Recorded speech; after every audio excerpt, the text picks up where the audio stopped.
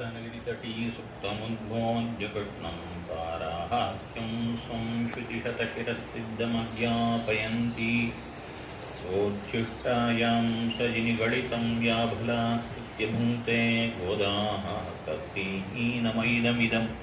भूय एवास्तु भूयः அன்னவையற்றுயாண்டரங்கற்கு திருப்பாவை பல்பதியம் இன்றையால் பாடிக் கொடுத்தாள் நற்பாமாலின் பூமாலை சூடிக் கொடுத்தாளச் சொல்லும் சூடிக் கொடுத்த சுடற்கொடியே தொல்பாவை பாடியருள வல்ல பல்வளையாய் நாடினீ வெங்கடவர்க்கென்ன விதி என்ன விம்மாத்தம் நாம் கடவா வண்ணமே நல்கே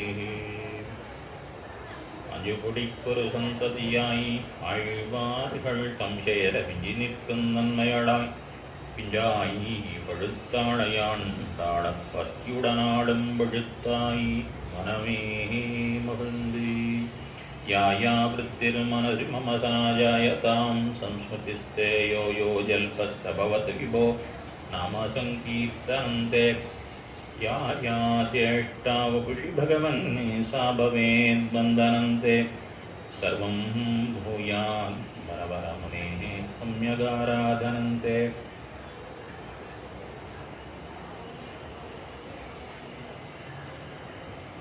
நேற்றைய பாசுரத்திலே ஆர்த்தப்படைத்தான் மகனே அறிவுராய் என்று சொல்லியும் தோத்தமாய் நின்னை சுடரே கீழழாய் என்று சொல்லியும் கண்ணனெம்பெருமானை திருப்பள்ளி உணர்த்தினார்கள். மத பாசுரங்களை எல்லாம் பார்த்தீர்களே, ஆனால் ஒரு தடவை தான் எழுப்புவார்கள். எழுந்திராய் கீழழாய் இப்படிதான் இருக்கும். இந்த பாசுரத்திலே மாத்திரம், அதாவது சென்ற பாசுரத்திலே மட்டும் அறிவுராய் கீழழாய் என்று 2 தடவை சொல்லியிருக்கிறேன் அப்படின்னு பார்த்தோமே. ஆனால் அதில் அறிவுராய் என்பதற்கு என்ன அர்த்தம்னா, அந்த அதாவது எத்த கலங்கள் எதிர்பொங்கி மீதளிப்பா மாத்தாதே பால் சுரியும் வள்ளல் பெரும் பசுக்கள் ஆத்த படைத்தான் நந்தகோபாலன் அவருடைய மகனே அறிவுராய் என்பதனாலே, எம்பெருமானே நீ நந்தகோபனுக்கு மகனாக வந்து பிறந்ததன் காரணத்தை சற்றே ஆராய்ந்து பார்ப்பாயாக, சிந்தித்து பார்ப்பாயாக. நீ திருவதாரம் பண்ணதோ மதுரமா நகரத்திலே வளவிழுந்தவளமாட மதுரமா நகரந்தன்னுங்கிறார் தொண்டர்படி ஆழ்வார்.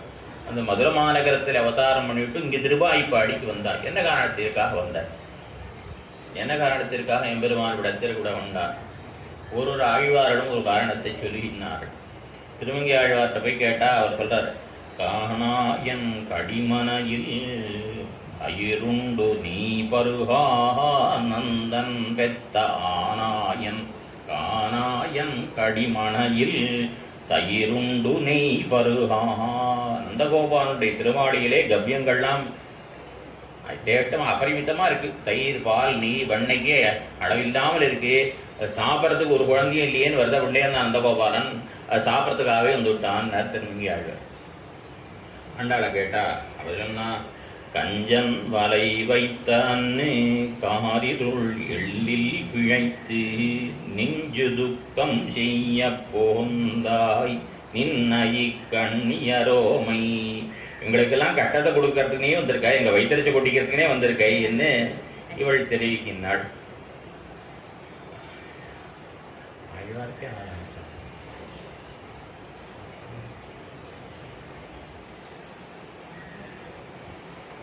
நம்மாழ்வார் அவர்தான் உண்மையான காரணம் என்னங்கிறதை தெரிவிக்கிறார். இன்னிவாயர் குலத்தை விடுயத்தோன் யா கருமாணிக்கச் சுடர் இவ்வாயர் குலத்தை விடுயத்தோன் யகர் ஆணிக்கச் சுடர். இந்த ஆயர் குலத்திலே இருப்பவர்களை எல்லாம் உஜ்ஜீவிப்பதற்காக, இவர்கள் உஜ்ஜீவனம் அடைய வேண்டும் என்பதற்காக, இவர்கள் உய்வடைய வேண்டும் என்பதற்காக நீ அங்கிருந்து திருவாய்ப்பாடிக்கு வந்தாய் என்னே ஆழ்வார் தெரிவிக்கின்றார். அதுதான் உண்மையான காரணம். ஆக எங்களை எல்லாம் உஜ்ஜீவிப்பிக்கணும்னு நீ வந்திருக்கா. இப்படி வந்துவிட்டு நீ பாட்டுக்கு தூங்கிட்டு இருந்தா என்ன இருக்கு? இதை நீ நினைத்து பார்க்க வேண்டாமா? எதற்காக நந்தகோபாலனுக்கு குமாரனாக வந்தது? எங்களை ரட்சிக்கிறதுக்காகத்தானே வந்தாய் என்று சொன்ன மாத்திரத்திலே அவனுக்கு பரம பிரீத்தி அடைந்து, ஏற்கனவே முன்னாடியெல்லாம் அவனுடைய பரத்துவத்தை சொல்லி 2 பாசுரத்தில் எழுப்பின போது எழுந்திருக்காத கண்ணன் எம்பெருமான் இப்பொழுது ரொம்ப சந்தோஷத்தை அடைந்து பரம கிருபையோடு, பெண்கள் நான் உங்களுக்கு செய்ய வேண்டியது என்னன்னு கேட்க, இவர்கள் நாங்கள் அனன்யார சேஷகளாக ஏஷபூத்தர்களாய் வந்தோம், எங்களுக்கு மத்தொன்னும் வேண்டா, உன்னுடைய கட்டாட்சத்தை பண்ணினால் போதுமானது, நீ குளிர கட்டாட்சிக்க வேண்டும், சிறிது சிறிதாக நீ எங்களை கட்டாட்சிக்க வேண்டும் என்று இந்த பாசுரத்திலே பிரார்த்திக்கின்றார்கள். அங்கண்மாஞாலத்தரசர் அபிமான பங்கமாயி வந்து நின் அள்ளி கட்டிற்கோழே சங்கமிருப்பார் போல் வந்து தலை பெய்தோம் செங்கஞ்சிரிச்சிறிதே எம்மேல் விழியாவோ திங்களும் ஆதித்யனும் எழுந்தார் போல் அங்கனிரண்டும் கொண்டெங்கள் மேல் நோக்குதியேல் எங்கள் மேல் சாபம் இழிந்தேலோர் எம்பாவாய் எங்கள் மேல் சாபம் இழிந்து. இந்த பாசுரத்திலே நாங்கள் அனன்யாரகேஷபூத்தர்களாக மற்றொருத்தருக்கு இல்லாமல் கணனுக்கே உரியவர்களாக வந்திருக்கிறோம் என்று தெரிவிக்கின்றார்கள். இந்த அர்த்தத்தை காட்டுறதுக்கு என்ன குலசேகர பெருமாள் 10 பாசுரங்கள் அருளி செய்தார். தருதீரம் தடாயேல் என்று சொல்லி ஒரு திருமொழியை அருளி செய்தார். எத்தனையும் மகன் அறந்த காலத்தும் பைங்கூழ்கள் மைத்தெழுந்த மாமுகிலே பார்த்திருக்கும் மத்தவ போல் மெய்த்துயர் விட்டாவிடினும் வித்துவக்கோட்டம்மாயன் சித்தம் மிக உன்பாலே வைப்பனடியேனே. ரொம்ப காலமாக மழை பெய்யலைனாலும் அந்த பச்சை பயிர்களானவை மேகத்தையே எப்போ மழை பெய்யும்னு பார்த்திருக்குமா போலே, எம்பெருமானே நீ எங்களை அனுகிரகிக்காமல் போனாலும், எங்களை உபேட்சித்தாலும், எங்களுடைய கட்டங்களை நீ போக்காமல் போனாலும் என்னுடைய மனசானது உன்னிடத்திலேயே ஈடுபட்டிருக்கும் என்னார் ஆழ்வார். அதுபோலே இவர்கள் அந்த எம்பெருமானுக்கென்னே கணனுக்கென்னே இருப்பவர்களாய் இருக்கின்றார்கள். சாத்தகம் போல் நாதன் தனதொருளே பார்த்து கொண்டு, சாதகம்னு ஒரு பக்ஷி விசேஷம், சாதக பக்ஷின்னு ஒரு பக்ஷி, அந்த பறவையானது தாகம் எடுத்ததே ஆனால் ஒரு ஏரியிலேயோ குளத்திலேயோ போய் தீர்த்தம் பருகாது, நீர் பருகாது. அது மழை எப்போ பெய்யும்னு பார்த்துட்டு இருக்கும். மழை பெய்கிற பொழுது வாயை திறந்து அந்த மழை நீரை மட்டும்தான் பருகும் சாதக பக்ஷி. அதுபோலே எம்பெருமானை பற்றியவர்களான நாம், பிரபன்னர்களான நாம், அந்த எம்பெருமானுடைய அருளை பார்க்க வேண்டிய எதிர்பார்க்க வேண்டிய ஒழியா மற்றொருத்தரிடத்திலே எக்காரணம் கொண்டும் சென்று விடக்கூடாது. பட்டரிடத்திலே ஒருத்தன் சொன்னான், நம்முடைய மாளிகைக்கு செல்லும்னா, நம்பெருமாள் இப்படி இருக்கிற திருக்கை இப்படி ஆனாலும் உன் வீட்டு வாசலுக்கு வரமாட்டேன்னாரான்.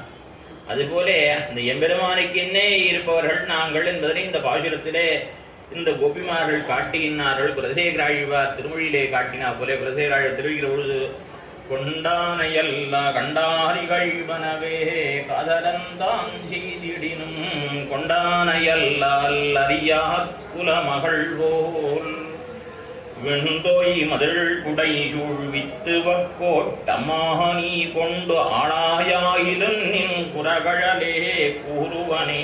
லோகத்தாரெல்லாம் பார்த்து இகழும்படியான காரியங்களை பர்த்தாவானவன் செய்தாலும் கூட இந்த பத்னியானவள் பதிவிரதையாக இருக்கக்கூடியவள் அந்த பர்த்தாவை விட்டு நீங்காமல் அவன் என்ன செய்தாலும் அவன் செய்வன செய்து கொள்ளட்டும் என்று இருக்கிறாள். என்னால் அதுபோலே நீ எங்களை ரட்சிக்காமல் போனாலும் கூட எம்பெருமானே நான் உன்னுடைய திருவடிகளையே பற்றி கொண்டிருப்பேன் என்று குலசேகராழ்வார் தெரிவித்தார். அதுபோலே அந்த கணனே எல்லாம் என்று இருக்கக்கூடியவர்களான அந்த கோபிமார்கள் இந்த இப்பொழுது அவனுடைய கட்டாட்சத்தை பிரார்த்திக்கிறார்கள். கட்டாட்சியும் போது எப்படி கட்டாட்சிக்கணுமா? செங்கன் சிரிச்சிறிதேயமேல் விழியாவோ. அதாவது எம்பெருமானுக்கு சாத்ய போக பிரதத்துவம்னு ஒரு குணம் உண்டு. அதாவது அடியார்களுக்கு தன்னுடைய அனுபவத்தை கொடுக்கின்ற பொழுது எம்பெருமான் கொஞ்சம் கொஞ்சமாக தான் அனுபவத்தை கொடுப்பார். எடுத்த எடுப்பிலேயே பரிபூர்ண பிரம்மானுபவத்தை கொடுத்து விட மாட்டான். இதை நம்மாழ்வார் திருவாய்மொழியிலே முதல் 10 9ஆம் திருவாய்மொழியிலே பறக்க அருளி செய்கிறார். இவையும் அவையும் உவையும் என்று தொடங்கும்படியான திருவாய்மொழியிலே ஆழ்வார் காட்டியிருக்கிறார். ஒரு கைக்குழந்தை இருக்கு, கைக்குழந்தைக்கு இன்னைக்கு புளியோதரை கோயிலில் இருந்திருக்கு, அதை கொடுத்துட முடியுமா? பிறந்த குழந்தை இதுதான் பிறந்திருக்கு, கோயிலேருந்து புளியோதரை பிரசாதம் கொடுத்துட முடியுமா? அதுக்கு என்னவோ பாலோ அதுதான் கொடுக்க முடியும். அதுபோல முதல்ல பாலை கொடுத்து ஒரு 4 மாதம் 6 மாதம் கழிச்சு தான் அன்னப்பிராசனம் பண்ணி அதுக்கப்புறம் தான் சோறு ஊட்ட முடியும். எப்படியோ குழந்தைகளுக்கு எடுத்ததும் நாம் நினச்சதெல்லாம் கொடுத்து விட முடியாது. பள்ளிக்கூடத்தை சேர்க்குறோம், குழந்தைகளுக்கு என்ன செலுத்தும் போது அக்ஷராபியாசம் ஆகணும், அப்புறம் கொஞ்சம் கொஞ்சம் வார்த்தைகள் செலுத்தணும், அப்புறம் தான் கொஞ்சம் கொஞ்சமாக தான் பாட சொல்ல முடியும். அதுபோல எம்பெருமானுடைய அனுபவம் கூட எடுத்தெடுப்பிலே முழுமையான பரிபூர்ண பிரம்மானுபவத்தை கொடுக்க மாட்டான்ங்கிறான். கொஞ்சம் கொஞ்சமாகத்தான் கொடுப்பான். இதை தெரிவிக்கிற பொழுது நம்மாழ்வாருக்கு எப்படி கொடுத்தான்னா, அவரை தெரிவிக்கிற ஆச்சாரியத்தில் உணர்தொருமென்ன கலந்து ஞான பக்திகளை வளர்த்து கணங்குழையிடக்காது பெருக்குமா போலே மாசோபவாசிக்கு போஜன புறப்பூச்சும் மாசோபவாசி போஜன புறப்பூச்சும் போலே ஆத்த நல்ல மாதோக சிரமமாக என்கிறார் நாயனார். எம்பெருமான் ஆழ்வாரோடு கலந்தான், ஆழ்வாரை விட்டு பிரிந்தான். எதற்கு ஆழ்வாரோடு சேர்றது பிரியறது இப்படி மாறி மாறி ஏன் நடக்கிறது அப்படின்னு கேட்டால், எம்பெருமான் ஆழ்வாரோடு சேர்கிற பொழுதெல்லாம் ஆழ்வாருடைய ஞானத்தை வளர்ப்பான். ஆழ்வாரை விட்டு எம்பெருமான் பிரிகிற போதெல்லாம் ஆழ்வாருடைய பக்தியை வளர்ப்பான். ஆழ்வாருடைய ஞான பக்திகளை மேலே மேலே மேலே வளர்க்கணுங்கிறதுதான் எம்பெருமான் அடிக்கடி ஒரு சம்சேஷம் விசேஷம் மாறி மாறி சம்சேஷ விசேஷங்கள் நடக்கிறது. இது எப்படின்னா, கணங்குழையிட காது விருக்குமா போலே, காது நல்ல நல்ல நல்ல திருவாபரணத்தை அணிஞ்சுக்கணும் அப்படின்னு நல்ல வெண்ணம் கல்லாபரணம் அணிஞ்சுக்கணும்னா முதல்ல காது குத்தின உடனே நூலை இட்டு திரியை இட்டு கொஞ்சம் கொஞ்சமாக இதை ஆபரணங்களை இது பண்ண முடிய, அப்போ தான் அந்த துடையை பெருசாக்கி முடியும், நல்ல கணங்குழையை அணிந்து கொள்ள முடியும். எழுத்தெடுப்பிலேயே அணிவிக்க முடியாது. அதுபோல கொஞ்சம் கொஞ்சமாக இந்த அனுபவத்தை கொடுக்கணும். இவருடைய ஞானபக்தியோட வளர்க்க வேண்டும். என்ன மாசோபவாசிக்கு 1 மாதமாக உண்ணாவிரதம் ஒருத்தன், 1 மாதம் உண்ணாவிரதம் இருக்கிறவனுக்கு இந்த இப்போ ஒன்றும் இல்லை, ஒரு நாள் உண்ணாவிரதம் இருந்தவளை என்ன பண்ணுறா, கடைசியில் முடியும் போது ஜூஸ் கொடுத்தா அப்படிங்கிறா. இன்னார் வந்து ஜூஸ் கொடுத்து இந்த உண்ணாவிரத்தை முடிச்சு வச்சாங்கிறா. ஏன்னா எடுத்தெடுப்பில் பட்டினி வந்து சாப்பிடக்கூடாது, சாப்பிட உடம்புக்கு ஒத்துக்காது. அதுபோல் 1 மாதம் ஒருத்தன் பட்டினி, 1 மாதம் பட்டினா அந்த காலத்தில் சோற்றை அரைச்சி தடவுவாளாம், உடம்புல தடவி. அதுக்கப்புறம் பொறிக்கஞ்சி கொடுத்து பொறிக்கூழ் கொடுத்து கொஞ்சம் கொஞ்சமாக தான் போஜனம் கொடுப்பாள், சாப்பாடு கொடுப்பாள். அதுபோல மாசோபவாசிக்கு போஜன புறப்பூச்சி போலே ஆத்த நல்ல மாபோக சிரமமாக ஆத்த நல்ல வகை காட்டும் அம்மான் எம்பெருமானுக்கு மகாக்கிரமகான்னு சஸ்திரமாத்தியத்தை உத்திரனாம். படிப்படியாக அனுபவத்தை கொடுக்குறவன். அதனால படிப்படியாக அவன் கொண்டு போவான். சேத்தனை படிப்படியாக முன்னேற்றி கொண்டு வருவான். நாஸ்திகனாக இருக்கணும், ஆஸ்திகனாக்குவான். அப்படியே படிப்படியாக சேனையாக இது எதற்கு விதித்திருக்கு, நாஸ்திகனை ஆஸ்திகனாக்குவதற்காக. அவன் என்ன பண்ணுவான், அப்புறம் ஜோதி விட்டவன் பண்ணுவான். ஐயோ அதை போயும் திரும்பி அங்கேயும் துவம்சேன்னு தள்ளி விடுறான் சொர்க்கத்திலேன்னு சொல்லிட்டு, இப்படியாக படிப்படியாக சேதனைகளை முன்னேற்றக்கூடிய எம்பெருமானுக்கு மகாக்கிரமகான்னு பேர். அவன் அச்சல்ல வகைகாட்டும் அம்மான். இப்படி ஆழ்வாரைக்கு அவன் சம்சேக விசேஷங்களை கொடுத்து அவருடைய பரபக்தி பரமபக்திகள்லாம் வளர்த்தான். அதற்காகத்தான் எம்பெருமான் இப்படியாக படிப்படியாகத்தான் தன்னுடைய அனுபவத்தை கொடுப்பான். அந்த படிப்படியாக தங்களுக்கு அந்த கட்டாட்சத்தை பொழிய வேண்டும் என்று சொல்லக்கூடியதான இந்த பாசுரம் எம்பெருமானைக்கு ஆழ்வாருடைய தலைமையில போய் உட்காந்துக்கணும்னு ஆசை. எம்பெருமானுக்கு நேராக போய் ஆழ்வார் தலைமையில உட்காந்துட்டா ஆழ்வாருக்கு சந்தோஷத்தை தாங்க முடியாது. 10 பைசா இல்லாதவனுக்கு 10 கோடி ரூபாய் லாட்டரி சீட்டில் விழுந்தா அவனுக்கு சந்தோஷத்திலே அவனுக்கு இதாகப்படுவான். ஆகையினால அந்த சந்தோஷத்தை அவனால் தரிக்க முடியாது. ஆழ்வாரால எம்பெருமான் தப்புன்னு வந்து மேலே வந்துட்டாருன்னா தாங்க முடியாது. முதல்ல என்ன பண்ணா, நம்ம ஆழ்வாரை படிக்கணுங்கிறதுக்காக திருமாலஞ்சோர் மலையில் போய் உட்காந்துட்டான். நங்கள் குன்றம் கைவிடான் நன்கு என் உடலம் கைவிடான் திருமாலஞ்சோர் பாசுரம். முதல்ல திருமாலஞ்சோர் மலை போய் பாண்டான். அப்புறம் என்ன பண்ணான், வைகுந்தத்தில் போய் நின்னான். புளிங்குடி கிடந்து வரகுணமங்கை இருந்து வைகுந்தத்துள் நின்று வைகுந்தத்தில் நின்னான். வரகுணமங்கையில் உட்காந்துட்டான். திருப்புலிங்களே சயனிச்சின்னான். அப்படியே பக்கத்தை போறான். இந்த முதல்ல என்ன பண்ணா, சுவையன் திருவின் மணாளன் என்னுடைய சூழலுடானே கொஞ்சம் சுற்றுப்புறத்தை வந்தான். நான் பார்த்தேன் ஆழ்வாரத்தில் ஒரு வீதிலையும் திருவேங்கட பிராயன் சந்தி இருக்கும். திருவேங்கட பிராயனுக்கு அம்மாழ்வாரத்தில் மிகுந்த காதல். ஆனால் அவன் என்ன பண்ணுவான்னா, ஒவ்வொரு வீதியிலையும் இருப்பார். சூழலுடானே சுற்றியிலே எம்பெருமான் இருக்கான். அப்புறம் என்ன பண்ணினா, ஆழ நடுங்கடல் சேர்ந்தான் என் அருகடிதானே ஒன்றும் கொஞ்சம் பக்கத்தில் வந்தான். பக்கத்தில் வந்துட்டு அப்புறம் ஒழிவிலன் என்னோடு உடனே, ஒழிவில்லாமல் எப்போதும் என் கூடவே இருக்கான் அப்படின்னு சொன்னார். அடுத்து என்ன சொன்னார், ஒக்கலையானே மடியில் ஏறி உட்காந்துட்டாங்க. கண்ணனன் ஒக்கலையானே மாயனன் நெஞ்சு நுடானே அப்படியே சுற்றி வந்தான், பக்கத்துக்கு வந்தான், என் கூட உட்காந்துட்டா மடி வேற உட்காந்தான். மாயனன் நெஞ்சு நுடானே என்னுடைய தோழினானே நாளனைந்தொன்னு மகளான் ஒன்று மகளான் என் நாவினுடானே கமல கண்ணனின் கண்ணினுடானே கடைசியா நெற்றியுடானே குச்சி விடானே கடைசியில. இப்படியாக கொஞ்சம் கொஞ்சமாகத்தான் எம்பெருமான் தன்னுடைய அனுபவத்தை கொடுப்பான். அதுபோலே எம்பெருமான் எழுந்தோட முழுநோக்காக கட்டாட்சித்தாலும் அதையும் இவர்களால் தரிக்க முடியாது. கொஞ்சம் கொஞ்சமாக நீ கண் விழிக்கிறதுலேருந்து ஒரு அசைவையும் நாங்கள் அனுபவிக்கும்படியாக பணவேணும் என்ன இந்த பாசுரத்திலே பிரார்த்தி. அங்கன் இரண்டும் எங்கள் மேல் நோக்குதியேன் என்ன எங்கள் மேல் சாபம் விழிந்திடும். இந்த சாபங்கள்லாம் நீங்கும். சாபம்னா இந்த பாசுரத்துல அனுபவித்தே தீர வேண்டிய பாப்பத்தை தான் சாபம் என்கிறார். எம்பெருமானுடைய கட்டாட்சம் ஏற்பட்டால் எப்படிப்பட்ட பாபமும் நீங்கும். இவருடைய திருவுள்ளம் என்ன? கோபிமாருடைய திருவுள்ளம்னா இதே ஊர்ல பிறந்திருக்கோம், எம்பெருமான் அவதரித்த காலத்திலேயே பிறந்திருக்கோம். அப்படி இருந்தும் கூட நாம் எம்பெருமானை சேவிக்க முடியாதபடியாக நிலவரைகளிலே அடைபட்டு கிடக்கிறோமே, இதுக்கு ஏதோ ஒரு சாபம் பாபம்தான் காரணம். இந்த பாப்பம் எதனால் தீரும்? அவருடைய கட்டாட்சத்தாலேயே அந்த பாப்பங்கள்லாம் நீங்க அவரை சேவிக்க பெறாதே பெரிய பாப்பம். உள்ளூர்லே இருக்கும், எம்பெருமானை சேவிக்கிறதே இல்லை. இது எதனால? அது எம்பெருமானை சேவிக்கிறதுக்கு பாக்கிய விசேஷம் இல்லை. ஆகினால அந்த பாபம் தான் காரணம். ஆகினால அந்த பாபம் எம்பெருமானுடைய கட்டாட்சம் பட்டவாறே எங்களுடைய பாப்பங்கள் எல்லா வகையான பாப்பங்களும் தீரும் என்று தெரிவிக்கின்றார்கள் பாசுரம். ஆகினால எங்கள் பாப்பங்கள் தொலையும்படியாக நீ கட்டாட்சிக்க வேணும் என்று பிரார்த்திக்கிற பாசுரம். எம்பெருமானுடைய கட்டாட்சம், எம்பெருமான் எப்படி கட்டாட்சம் பண்ணுவன் அப்படின்னு பகவத் கட்டாட்சத்தை பற்றி ஆச்சாரியத்தில் அத்யுதமான சூழ்நிலை உண்டு. ஷமணி விதுர ரிஷி பத்திகளை புதராக்கின புண்டரீகாட்சம் நெடுநோக்கு சாப விழிந்தென்ன பண்ணுவிரே. ஷமணி விதுர ரிஷி பத்னிகளை, ஷமணின்னா சபரி, சபரின்னு ஒத்தி, விதுராழ்வான் ரிஷிபத்னிகள்ல, அதாவது பத்த விரோச்சனத்திலிருந்து ரிஷிபத்னிகள்ல ஒத்தி. இந்த 3 பேரையும் எம்பெருமான் கட்டாட்சித்தான். ஷமணி விதுர ரிஷிபத்னிகளை பூதராக்கின, பூதராக்கின்னா புனிதப்படுத்திய, பரிசுத்தப்படுத்திய, தூய்மைப்படுத்திய, புண்டரீகாட்சம் நடுநோக்கு தாமரைக்கணனான எம்பெருமானுடைய கட்டாட்சம் என்ன பண்ணனா சாபம் இழிந்தென்ன பண்ணுவிரே. அனுபவித்தே தீர வேண்டிய சாபங்களையும் பாபங்களையும் அடியோடு போக்கி விடும் என்று இந்த சூத்திரத்துக்கு அர்த்தம். நாயனார் இந்த சூத்திரத்தை அத்தியாச்சரியமா அமைச்சிருக்கார். என்னன்னா ஷவணிய பூதராக்கினா, விதுரர பூதராக்கினா, ரிஷிபத்னிகளை பூதராக்கினா, புண்டரீகா, அதாவது 3 பேர் எடுத்திருக்கார். சபரி ஒன்றும், விதுராழ்வான், ரிஷிபத்னிகள். இவா 3 பேரை பற்றியும் 3 பிரமாணங்கள், அந்த 3 பிரமாணங்கள்லேருந்து ஒவ்வொரு சொல்ல எடுத்திருக்கார். அப்படியாக அழகாக இந்த சூழ்நிலையை தொடுத்திருக்கார்.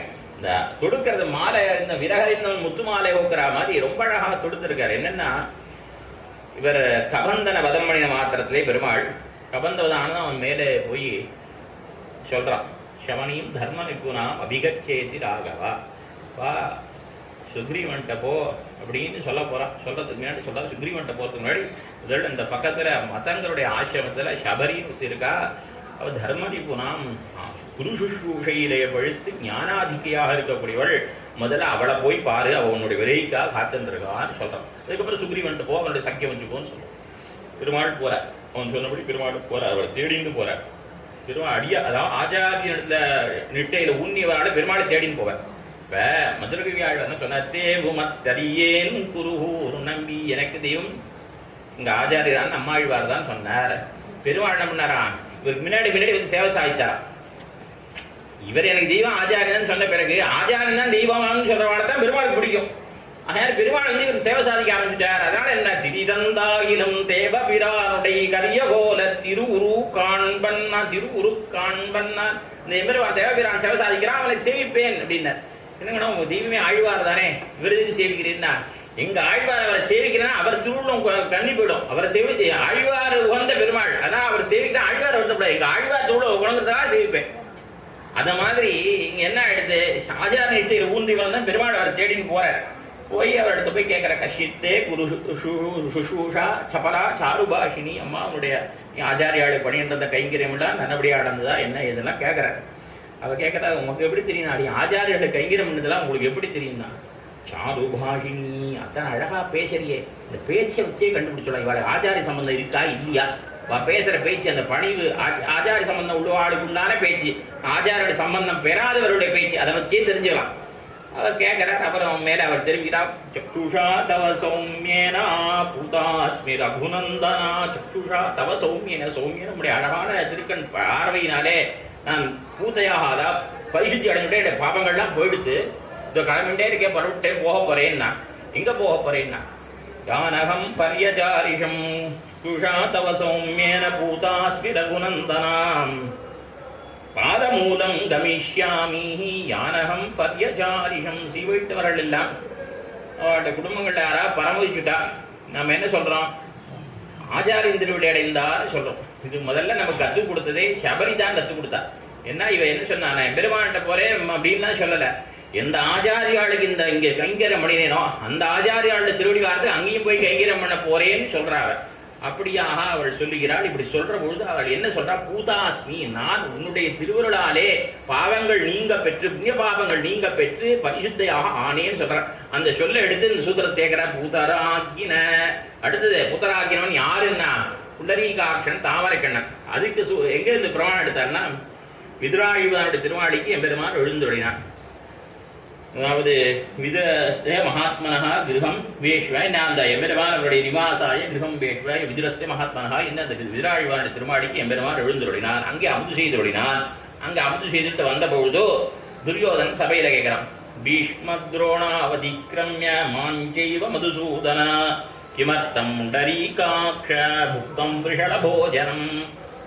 அதாவது ஞானத்திலே பெரியவர் ஞானாதிகரான பீஷ்மாச்சாரியரும் விட்டாய், குலத்திலே உயர்ந்தவரான துரோணாச்சாரியருடைய கிரகத்துக்கும் நீ போகல, ராஜாவான என்னுடைய கிரகத்துக்கும் அல்ல, அரசரதம் அரசர்க்கு என்ன திரும்ப ராஜாக்களுக்கெல்லாம் அவன் ராஜாங்கிறார். அப்படிப்பட்ட என்னுடைய சக்கரவர்த்தியான என் வீட்டுக்கும் அல்ல, நீ இப்படி எங்க இடத்துக்கெல்லாம் வராம போயும் சத்துருத்தனுடைய வீட்டுல போய் சாப்பிட்டியேன்னு சொல்ற பொழுது அவன் வையற பொழுது, ஏண்டா போய் சாப்பிட்டா முட்டா பயிலேன்னு சொல்லல. அவன் என்ன சொன்னான்? புண்டரீகாட்சா, தாமரை கண்களில் ஈடுபட்டு தாமரை கண்ணான்னு சொல்லிட்டான் அந்த இடத்துல. அப்படிப்பட்ட அந்த புண்டரீகாட்ச சப்தத்தை இந்த சூத்திரத்தில் அழகா சேர்க்கிற. புதராக்கின புண்டரீகாட்சன் நெடுநோக்கு, அந்த எம்பெருமானுடைய கட்டாட்சம். அதாவது பக்த விரோஜனத்தில் இருந்த அந்த ரிஷிபத்திகள் கண்ணனெம்பெருமானுக்கும் அவனுடைய தோழன்மார்களுக்கும் நித்தியப்படி மத்தியானத்தில் வேண்டிய இதெல்லாம் கொடுத்தா அமுது செய்வதற்கும் கீழே ஒரு நாள் தெரிவித்திருந்தேன். அந்த ரீதியிலே இவர்கள் நித்தியப்படி கொடுத்துருக்க பொழுது ஒரு நாள் இந்த ரிஷிபத்திகள் ஒருத்தியே எம்பெருமானுடைய கட்டாட்சத்தினால அவருக்கு என்ன ஆயிடுதான், அங்கேயே பிராணவியோகம் ஏற்பட்டுருது. அது எம்பெருமான் என்ன தினப்படி இந்த குழந்தைகளுக்கு எப்போ உணவெல்லாம் வரும்னு சொல்லிட்டு அப்படி பார்த்து கொண்டே இருப்பான், பக்த விரோச்சனத்தை பார்த்து கொண்டே இருப்பான். வேர்த்து பசித்து வயிறு செய்து வண்டடிச்சு உண்ணும் போது ஈதென்ன பார்த்திருந்து பதவிலோஜனத்தென்ன உயிர்த்திடுமின். எப்போ சாப்பாடு வரும், எப்போ பசிக்கிறதே, எப்போ சாப்பிடலாம்னு சொல்லிட்டு எப்போ வரும்னு சொல்லிட்டு அங்கேயே பார்த்துட்டு இருக்கான், கட்டாட்சிக்கிறான். ரொம்ப தூரத்தில் இருக்கு, நோக்காக பெருமான் பார்த்து கட்டாட்சிக்கிறான் அந்த பக்த விரோஜனத்தை. அப்படி இவருடைய கட்டாட்சம் பெற்று ஒரு ரிஷிபத்தியானவள் அந்த இடத்துல அவளுடைய புண்ணிய பாவங்கள் நீங்க பெற்று அவள் முக்தையாக ஆகிவிட்டாள், எம்பெருமானத்தை அடைந்து விட்டாள். இப்படி எம்பெருமானுடைய கட்டாட்சம் இதுலேருந்து சேர்த்துட்டார். நெடுநோக்குங்கிற பதத்தை இங்கேருந்து சேர்த்துட்டார். பூதாராக்கின புண்டரீகாட்சன் நெடுநோக்கு. இந்த மூணு பேரையும் பாவனப்படுத்திய புனிதப்படுத்திய எம்பெருமானுடைய கட்டாட்சமானது என்ன பண்ணோம்னா, சாபம் இந்தென்ன திருப்பாவிலிருந்து நிறுத்திட்டார்.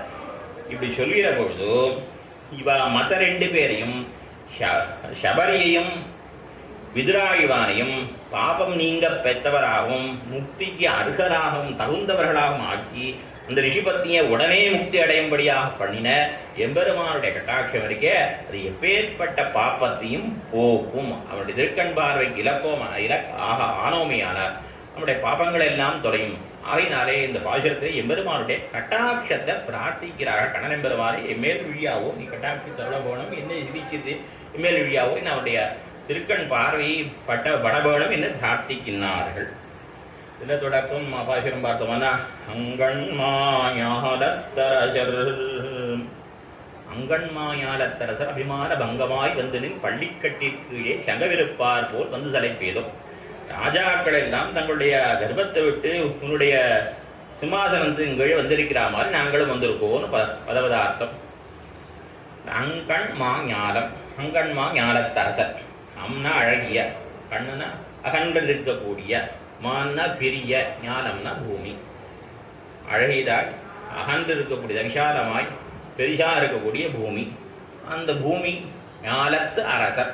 ஞாலத்தில் அந்த பூமியை ஆண்டு கொண்டிருக்கும்படியான ராஜாக்கள். பூமியில் எதை ஆள்றாவா அப்படின்னு பார்த்தோம்னால் ஏதோ ஒரு மூலையை ஆண்டு கொண்டிருக்கிறார்கள். அம் கண் மா. இதனால தெரியுன்னா அம்ங்கிறதுனா அழகியன்னு சொன்னதுனால போக்கிய பதார்த்தங்கள், அடுத்தது மான்னு சொல்கிறதுனால போகோபகரணங்கள், கண்ணு சொல்கிறதுனால போகஸ்தானங்கள், போக்கிய போகோபகரண போகஸ்தானங்கள் எல்லாத்தையும் மனசில் கொண்டு தெரிவிக்கிறாள் கண் மா என்று. இப்படிப்பட்ட பூமி, இந்த பூமியிலே ஏதோ ஒரு மூலையை ஆண்டு கொண்டிருக்கிறார்கள் இந்த அரசர்கள். இந்த ராஜாக்களில் எப்படி ராஜாக்களாக ஆனார்கள் அப்படின்னா பல பிரமாணங்கள் அது குறித்து இருக்கு. நமக்கு எல்லாருக்கும் தெரிஞ்சிருக்கிற திருவந்தாதி பாசனம் ஒன்று தெரிவிக்கிறேன். கோவாகி மாநிலங்காத்து நங்கண் முகப்பே மாவேகி சென்னின் நமன்னவரும் உமேவும் செங்கமலனாபியான் சேவடிக்கே ஏழு பிறப்பும் தன்கமலமேந்தார் தமர். கோவாகி மாநிலம் காத்து பெரிதான இந்த பூமியை ரட்சிப்பவர்களாக ராஜாக்களாக சில பேர் இருக்கா. அவள்லாம் மாயை செல்கின்றார்கள், குதிரை மேலே ஏறி போறார்கள் இந்த ராஜாக்கள். அவள்லாம் பார்க்குறோம், அவள் எப்படி ராஜாக்களானார்கள் அப்படின்னா ஏழு பிறப்பும். ஏழு பிறப்புன்னா பல பிறவிகளிலேன்னு வச்சுக்கலாம், இல்லை ஏழு பிறவிகளிலேன்னு வச்சுக்கலாம். என்ன பண்ணாலாம், செங்கமல நாபியான் திருநாபியிலே கமலத்தை உடையவனான எம்பெருமானை இடவிடாமல் 7 பிறவியில் அவள் புஷ்பத்தால் தாமர புஷ்பத்தால் அர்ச்சனை பண்ணியிருக்கா. இடவிடாமல் 7 பிறவிகளில் எம்பெருமான ஆராதனம் பண்ணினபடியினாலே அதன் பலனாக அவர்கள் ராஜாக்களாகி இன்னைக்கு பெரிய ராஜாக்களாக குதிரை மேலே போயிட்டு இருக்கான்னு இந்த பாசுரத்தை தெரிவிக்கிறார். ஆக ஒருத்தன் பெரிய ஒரு ராஜாவாக ஆக வேண்டுமே ஆனால் பல காலம் எம்பெருமானுக்கு அவன் திருவாராதனம் பண்ணியிருக்கணும். அந்த இதில் சொல்கிற பொழுது கூட யுககோட்டி சகசிராணி விஷ்ணும் ஆராத்திய பத்மபூஹோ புனஸ்திரைலோக்கிய தாதிருத்வம் பிராப்தவானிதி சுஷ்மஹா. பிரம்மாவானவர் தான் திரும்பவும் இந்த படைப்பு கடவுளாக ஆக வேண்டும் என்பதற்காக கோட்டிக்கணக்கான யுகங்கள்லேயும் பெருமானுக்கு ஆராதனை, யுக கோட்டி சஹசிராணி விட்டும் ஆராத்திய பத்மபூஹு, பல கோடி யுகங்களில் அவர் ஆராதனம் பண்ணி திரும்பி அந்த பதவியை தக்க வச்சுக்கிறார். தொடர்ந்து பெருமானுக்கு இப்படி ஆராதனைகளை பண்ணி அந்த பதவியை தக்க வைத்துக் கொள்கிறார் என்று நாங்கள் கேள்விப்படுகிறோம். இந்த பிரமாணம் இப்படியாக இந்த ராஜாக்கள்லாம் எம்பெருமானுடைய அருளாலே தான் இந்த பதவி அடைந்திருக்கிறார்கள். ஆனால் அந்த பதவி வந்த உடனே என்ன ஆயிடுது, பதவி வந்த உடனே மனசு மாறி போயிடும், அகங்காரம் தலையெடுத்து போயிடுது. ஏதோ தேசிகன் தெரிவிப்பார் வைராக்கிய பஞ்சகத்தில் கோணி கோண சதாம்ச, அதாவது பூமியில் ஒரு மூலையில் 100 பங்கு ஆளக்கூடிய ராஜாக்கள் அவளுக்கு இருக்கக்கூடிய கர்ப்பம் இருக்கே, அது தாங்க முடியாத கர்ப்பம். பார்க்குறோம் பவுண்டரக வாசுதேவனை பார்க்குறோம், சங்கச்சக்கரை பண்ணி வச்சுட்டு நான் தான் வாசுதேவன்கிறான். அப்படியாக அந்த ராஜாக்கள் அவ்வளோ அகங்காரம் மேலிட்டு போடுது. அரசர் அபிமான, அவ்வளோ அபிமானம்னா 2 அர்த்தம் உண்டு. அபிமானம் இப்போ ஆச்சாரிய அபிமானங்கிறோம், ஆச்சாரியுடைய பிரீத்தி விசேஷம்னு அர்த்தம். அபிமானம் கர்வகான்னு நிகழ்த்தூர் உண்டு. அபிமானமே கர்வம்னு ஒரு அர்த்தம் உண்டு. இந்த அரசர்களுக்கு உண்டா அங்கன்மாயாரத்தில் பூமியில் ஏதோ ஒரு மூளைக்கு ராஜாவாக இருக்கான், அந்த மூலையிலே 100 பங்குல தான் ராஜாவாக இருக்கான். அவனுக்கு அவ்வளவு கர்வம், என்னவோ அகண்டமான பூமண்டலத்தையே தான் தான் ஆண்டு கொண்டிருக்க மாதிரி நினைப்பு, தனக்கு நிகராக யாரும் இல்லைங்கிற ஒரு கர்வம் அவனுக்கு. அப்படிப்பட்ட அரசர் அபிமான அவள் என்ன பண்ணா, அந்த அபிமானத்தை பங்கமாய் அந்த அபிமானத்தை ஒழித்து விட்டு எம்பெருமானுடைய கணெம்பெருமானுடைய திருப்பள்ளிக்கட்டின் கீழே திரளாக கூடினார்களாம். அதாவது ஸ்ரீபராசர பட்டத்தில் கேட்டாளாம், பிரம்மாவே எம்பெருமான அடையணும்னா 7 ஜென்மத்தில் பல சாதனங்கள்லாம் அனுட்டித்துத்தான் எம்பெருமான அடைய முடியும்னு பிரமாணங்கள் சொல்றது. அப்படி இருக்கும்போது நீங்களும் என்னவோ சரீராவதானே முக்தி சியாத், இந்த சரீரத்தில் இருவதிலே மோட்சம் அடைந்து விட முடியும், என்ன பொதுசோரி கட்டின்னு என்ன ஊருக்கு புறப்படுற மாதிரி எங்களுக்கெல்லாம் இந்த ரெடியாக இருக்க மோட்சம் அப்படிங்கிறதே அது எப்படின்னு கேட்டாலாம். சொன்னாராம் பட்டர், அது ஒன்றும் குறவில்லை. அப்போ அவளுக்கு பதவி உயர உயர உயர உயர என்ன ஆச்சு, நிறைய அகங்காரம் ஜாஸ்தி இருக்கு. அந்த அகங்காரத்தை போக்கிக்கிறதுக்கு அவளுக்கு நிறைய பிறவி வேணும். இவாள்லாம் ஒன்றுமே கையில் இல்லாத இவ எல்லாமே எம்பெருமான் கைபார்த்து இருக்கக்கூடியவள். நின் அருளே புரிந்திருப்பன், எப்பா உன் கட்டாட்சத்தை தான் நம்பி இருக்கோம், எங்களை நாங்கள் ரட்சித்துக் கொள்றதுக்கு ஒன்றும் எங்கள்கிட்ட ஒன்றும் இல்லை, அகிஞ்சனர்கள் நாங்கள் அகிஞ்சனா அனன்ய கதி ஒன்றும் இல்லாதவர்களாக இருக்கோம் என்று சொல்லி உன்னுடம்பில் அழுக்கே நீயே போக்கிக் கொள்ளாயோன்னு இருக்கவா. எப்படி இருக்குவாங்க, இந்த சரீரக்கே எம்பெருமானுடைய சரீரம், இதுக்கு ஒரு கட்டம் வந்தால் அவன் பார்த்துப்பான் அப்படின்னு இருக்கா இவா. ஆகையினால இவாளுக்கு இந்த ஜென்மத்திலே மோட்சம் கிடைச்சிடும், எம்பெருமான் பார்த்துப்பான். ஆனால் அவர்களுக்கு அகங்காரம் தொலை பல காலம், ஆனால் இன்னும் பல பிறவி ஆகும், அதில் ஒன்றும் இது குறவில்லைன்னு நான் பட்டேன். அப்படியாக அரசர் அபிமான பங்கமாய் தந்தனின் பள்ளி கட்டில் கிழிவார். எப்படி அபிமானம்னா, பதிம் விஸ்வஸ்ய ஆத்மேஸ்வரம், பதிம் விஸ்வஸ்ய, உலகத்துக்கெல்லாம் பதின்னு ரட்சகன் யார் சொல்லப்படுறான், எம்பெருமான். இவர்களுக்கு என்ன அபிப்பிராயம்? லோகத்துக்கே நாம தான் பதி, லோகத்தையே நாம தான் ரட்சிக்கிறோம் என்கிற எண்ணம் இவர்களுக்கு இருக்கின்றது. அப்படிப்பட்ட ராஜாக்கள் அபிமான பங்கமாய் தங்களுடைய அகங்காரத்தை தொலைத்து வராளாம் கண்ணன் பெருமானிடத்தில். அதாவது ஏன் வரான்னா, ராஜ்யம் நாம மகாவியாதி அச்சிகித்ஸோ விநாசனா. ராஜ்யம் சொல்றது ஒரு பெரிய வியாதி, பெருநோய்.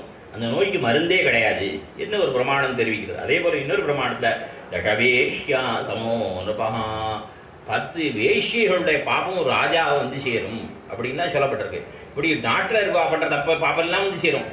அப்படிப்பட்ட ஒரு தான அந்த பதவியான எங்களுக்கு வேண்டாம் என்று வரா. ராஜாவாக இருக்கிறது எவ்வளோ இதுன்னு எளிவரவு என்பதை ஆழ்வார் ரொம்ப அழகாக காட்டுகின்றார். குருநாயகமாக ஓட உலகுடனாண்டவர் கருணாய் கவர்ந்த காலர் சிதையபானையர் திருநாடு காண இம்மையிலே பிச்சை தாம் கொள்வர். குருநாயகமாய் ஓட உலகுடனாண்டவர் ஏக சக்கராதிபதிகளாக பூமண்டலத்தையே பெரிய பூமி அந்த பூமியை ஆண்டு கொண்டிருக்கா. அப்படிப்பட்ட ராஜா ஒரு கால விசேஷத்தை என்ன ஆகுது, அறவர்த்தம் படையெடுத்துன்னு வரான், பூத்து போயிடுறான். ஆனாலும் தப்பிச்சு முறவு காட்டி ஓடி போயிட்டாலும் பசிக்கிறதே. எத்தனை நாளைக்கு சாப்பிடாம எங்கேயோ காட்டில் எங்கேயோ மறைஞ்சிருக்கான். காட்டில் மறைஞ்சிருந்தாலும் பசி தாங்கலை. அதனால ராத்திரி வேளையில் பகலில் வந்தால் எல்லாரும் கண்ணிலையும் பட்டுருவோம். ராத்திரி இருட்டான பிரதேசங்களை பார்த்து ஏதாவது பிக்ஷை எடுத்தாவது ஜீவிப்போம் என்ன புறப்பட்டாரான். ஒரு கருணாய் கவர்ந்த காலர். அப்படி போகும்பொழுது நல்ல இருட்டான இடத்துல போய் பிக்ஷை கேட்கணும் போகிறான். என்ன கருப்பாக ஒரு நாய் படுத்துன்னு இருக்கு, அதன் வாயில் கையை காலை வச்சுட்டான். கருணாய் கவர்ந்த காலர், அந்த நாய் கவிடுத்து காலை இப்படி கருணாய்னா கருப்பாக இருக்கிற நாய்னு ஒரு அர்த்தம் காட்டினார் நம்மள. அப்புறம் கருக்கொண்டு வயிற்றுல கர்ப்பத்தை கொண்ட கருவை உடைத்தான் நாய்னு ஒரு அர்த்தம் காட்டினார். இன்னொரு அர்த்தம் சொன்னார், இல்லை கருக்கொண்டு இருக்குன்னா கோபமாக இருக்கு, அப்போதான் குட்டி போட்டிருக்கு. அந்த குட்டிக்கு யாரால என்ன ஆபத்து வரும், பாதுகாத்துட்டு இருக்க. அதனால் அது கோபத்தோடு இருக்கிற நாய், சீற்றத்தோடு இருக்கிற நாய், அந்த நாயோட வேலை புதிச்சா அது கடிச்சுடுத்துன்னு 3 விதமாக காட்டுறேன். கருநாய் கவர்ந்த காலர் சிதையபானையர். ஒரு திருவோடு கையில் வச்சுருக்கான், ஓடு பிக்ஷை எடுக்கிறதுக்காக. இது எப்படி இருக்குன்னா, அதில் யாராவது பிக்ஷை இட்டு அது கீழே தான் போகும். அதில் அத்தனை தொலையோடு இருக்கக்கூடியதான ஓடு. சிதையபானையர் பெருநாடு காணா இம்மையிலே பிச்சை தாம் கொள்வர். இது அடுத்த ஜென்மத்திலேன்னு இல்லை, இந்த ஜென்மத்தில் இதற்கு முன்னாடி இவனுக்கு காணிக்க கொன்றுவா. காணிக்க கொன்றுவாளை மாசக்கணக்காக காக்க வைப்பான், நேரில் முகம் கொடுத்து பேச மாட்டான். அப்படி இருந்தவன் முத்தத்தியம் இதெல்லாம் வரவாளை கண்டுக்கவே மாட்டான். அப்படி இருந்த ராஜா இவன். அப்படி இருக்கக்கூடியவன் யாராவது கப்பம் கொண்டு வந்தால் கூட அது வேலையாள் தான் வாங்கணும். இவன் போய் இது கை நீட்டி வாங்கிட மாட்டான் யார்ட்டையும். அப்படிப்பட்டவன் தாம் பிச்சை கொள்வர், அவளை கை நீட்டி நீ பிக்ஷை வாங்கிப்பான். அப்படிப்பட்ட நிலையெல்லாம் ராஜாக்கள் வந்து சேரும்னு தெரிவிக்கிறார். ஆகினாலும் இந்த ராஜாக்கள்லாம் என்ன பண்ணாலாம், எங்களுக்கு இந்த ராஜ்யம் வேண்டாம் என்று சொல்லி கண்ணன் பெருமானுடைய திருவடிவாரத்திலே சிம்மாசனத்தின் கீழே அரசர் அபிமான பங்கமாக தங்களுடைய அகங்காரத்தை விட்டு வந்து நின் பள்ளி கட்டிருக்கு. சுவாமி நீ இதை இத்தனையும் சொல்கிறீங்க, இதெல்லாம் இங்கேயாவது உண்மையில் நடந்துதா? இப்படி யாரை வந்தா கண்ணன் பெருமாள் திருவிழாத்தில் எந்த ராஜா வந்தான்னு நீங்கள் கேட்பழஞ்சோ. அதாவது ஜராசந்தன் ஒருத்தன் தான் மகத தேசத்துடைய ராஜா. அவனுக்கு 2 பெண்கள் அஸ்தி பிராஸ்தின்னு சொல்லி அவள் 2 பேரையும் கம்சனுக்கு கல்யாணம் பண்ணி கொடுத்துருந்தான். கம்சனை கண்ணன் பெருமான் வதம் பண்ணின பிறகு இந்த ஜராசந்தனுக்கு கோபம், மாப்பிள்ளை கொண்டு விட்டாருன்னு சொல்லிட்டு கண்ணன் பெருமானை குறித்து படையெடுத்து கொண்டு வருகிறான். எம்பெருமான் என்ன பண்ணினான்னா, அத்தனை படை வீரர்களையும் சைன்யத்தை எல்லாம் அழிச்சுட்டு ஜராசந்தனை உயிரோடு விட்டுறான், தப்பிக்க விட்டுறான். இப்படி எத்தனை தடவை ஜராசந்தன் 18 தடவை யுத்தத்துக்கு வந்தான். பூபாரம் நீக்கிறதுக்காக எம்பெருமான அவதாரம், மண்ணின் மீபாரம் கெடுப்பதற்காக எம்பெருமான அவதாரம் பண்ண அப்படின்னால 18 தடவை யுத்தத்திலேயும் அவனை பெருமாள் கொள்ளவே இல்லை. 17 தடவை விட்டுட்டான். 18வது தடவை அவன் பெரிய படையை திரட்டி கொண்டு வரான். காலையவனு வரான். 2 பேர் வர சமயத்தை பெருமாள் என்ன பண்ணாருன்னா, ஜராசந்தன் வந்த உடனே இவர் தப்பிச்சு ஓடி போயிட்டார். இவர் யுத்தம் பண்ணா இவர் ஓடி போயிட்டார், அங்கேருந்து மேலே ஏறி போயிட்டார். அது ஆழ்வான் கூட தெரிவிக்கிற பொழுது ஜராசுதபயாத் விபலாயிதாஸ்துவம் எச்சேன் மனுஷ்ய சரிதானுவிதா நஜந்தே என்று குலத்தாழம் அத்திமானத்தில் வந்த கூட தெரிவிப்பார். அப்படி ஜராசந்தன் வந்தவாறே கண்ணன் பெருமான் ஓடி போயிட்டான் 18வது. ஏன் அவனுக்கு என்ன பயமா? சகல லோகங்களையும் சுட்டி பண்ணி சம்ஹாரம் பண்ணக்கூடிய பெருமானுக்கு அவனை வதம் பண்ண முடியாது என்பது கிடையாது. என்ன எத்வை ஜராசுத பயாத் விபலாயிதாஸ்துவம். ஜராசந்த இடத்துல பயந்து போன மாதிரி ஓடினீரே, இது எதற்காக ஓடினீர்? அப்படின்னா எம்பெருமானுக்கு அவ்வப்போது தான் ஒரு மனுஷன்னு காட்டிக்கணுங்கிற அபிப்பிராயம். தன்னுடைய மேன்மையை காட்டிக்கொள்வது அவன் தச்சேன் மனுஷ சரிதான விதான ஜந்தே என்ன அந்த மனுஷ பாவனைக்கு சேர ஓடுறான். அது மாத்திரம் இல்லை, பல காரணம் இதில். அதாவது ஜராசந்தனை வதம் பண்ணுறதுக்காக பீமசேனன் சபதம் பண்ணியிருக்கான். ஆகையினால பீமன் தான் அவனை வதம் பண்ணணும். ஆகையினால பெருமாள் அவனை தங்கையால் வதம் பண்ணாமல் விட்டார். அது மாத்திரம் அப்புறம் கொஞ்சம் நாளில் தர்மபுத்திரன் கண்ணன் பெருமாட்டத்தை வந்து எல்லாரும் என்ன ராஜசூய யாகம் பண்ண சொல்கிறா அண்ணா, உன்னுடைய அபிப்பிராயம் என்னன்னு கேட்டான். அதற்கு கண்ணன் பெருமான் தெரிவித்தான், ராஜசூய யாகம் பண்ணணுமானால் எல்லா ராஜாக்களையும் ஜெயிக்கணும், யுத்தம் பண்ணி ஜெயிக்கணும். இல்லாட்டி அவளை சில பேர் தாங்களாகவே கப்பல் செலுத்துகிறோம் உத்துன்றுவாய் அவளுடைய பலத்தை பார்த்து பலிட்டர்களான ராஜாக்கள் படையெடுத்து கொண்டு வந்தால் திக்விஜயத்துக்கு வரப்பட்டால் பல ராஜாக்கள் தாங்களே வந்து சரணடைஞ்சிடுவா. இல்லாட்டி அத்தனை பேரும் ஜெயிக்கணும். அவ்வளவு சிரமம் தேவையில்லை. ஜராசந்தன் 86 தேசத்து ராஜாக்களை சிறையில் அடைச்சி வச்சிருக்கான் ஏற்கனவே. நான் ஜராசந்தனை ஜெயிச்சாலே எல்லாரையும் ஜெயிச்சதாக ஆகிடும் அப்படின்னு சொல்ல, ஆகினால கண்ணன் பெருமானும் அர்ஜுனனும் பீமசேனனுமாக மாறி வேகத்தை ஜராசந்தனுடைய மகதேசத்துக்கு போயினார்கள். அங்கே போய் ஜராசந்தனுக்கும் பீமசேனனுக்கும் மல்யுத்தம் நடக்கிறது. 13 நாள் ராத்திரியும் பகலுமாக யுத்தம் நடக்கிறது. 14ஆவது நாள் பீமசேனன் களைச்சி போயிட்டான். பெருமாள் பார்த்து செய்ய காண்கிறார். அவனை கிழிச்சு எறிஞ்சு ஏனென்னால் அவனுடைய தகப்பனைக்கு குழந்தை இல்லாத பொழுது சண்டை கௌசிகருங்கிற முனிவர் வந்து ஒரு மாம்பழம் கொடுக்குறார். இவன் என்ன பண்ணா, மாம்பழத்தை 2ஆ வெட்டி 2 கொண்டாட்டியோடு கொடுத்துட்டான். 2 பேரோட வயிற்றுலேருந்தும் குழந்தை இல்லாமல் ஒரு பிண்டமாக வந்து பிறந்தது. அதை ஒரு ராட்சசி அப்படி சேர்க்கும்போது ஒன்றா சேர்ந்து கொடுத்தது. அவள் கொண்டு வந்து இந்த ராஜாட்ட திரும்பி கொடுத்துட்டா. என்ன, அவன் தான் இந்த மகாபலிட்டனாக இருக்கக்கூடிய இந்த ஜராசந்தன். அவன் வந்து இவனை என்ன கிழித்து சுழட்டி 100 தடவை சுழட்டி எரிஞ்சாலும் கூட திருப்பியும் அவன் உயிர் பெய்த்து வந்துடுறான். அப்போ பெருமாள் என்ன பண்ணா, ஒரு புல்லை எடுத்துக்கிட்டேன் பெருமா, அது 2ஆ கிழித்து இருவேறு திசைகள்கிட்ட போட்டு மாறி மாறி தூக்கி எறிகின்றான்.